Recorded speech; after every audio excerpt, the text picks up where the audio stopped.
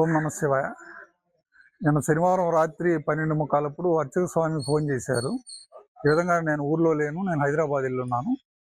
ఇట్లా హుండీ ఒకటి చిన్న హుండీ ఒకటి బ్రేక్ చేశారు, దొంగలని చెప్పారు. నేను వెంటనే పోలీసులకు ఇన్ఫార్మ్ చేశాను.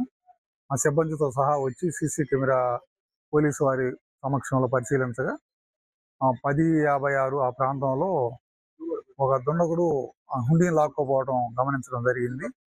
దీనికి సంబంధించి పోలీసు వారి దగ్గరికి కంప్లైంట్ ఇచ్చి ఎఫ్ఐఆర్ కూడా ఫైల్ చేయించడం జరిగింది. దాని మీద ఎస్ఐ గారు వచ్చి ఈ విజిట్ని అంతా చేశారు. వాళ్ళు సీన్ అంతా ఒకసారి రీక్రియేట్ చేసుకున్నారు. అదేవిధంగా ఇప్పుడు నెల్లూరు నుంచి క్రూస్ టీం వాళ్ళు వచ్చి వేలిముద్రలు సేకరిస్తున్నారు.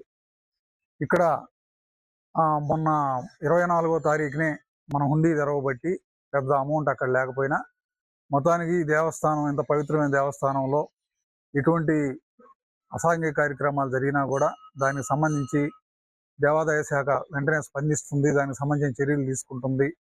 అందుకోసం మేము వెంటనే ఎఫ్ఐఆర్ ఫైల్ చేయించడం, అది విచారణ జరుగుతూ ఉంది.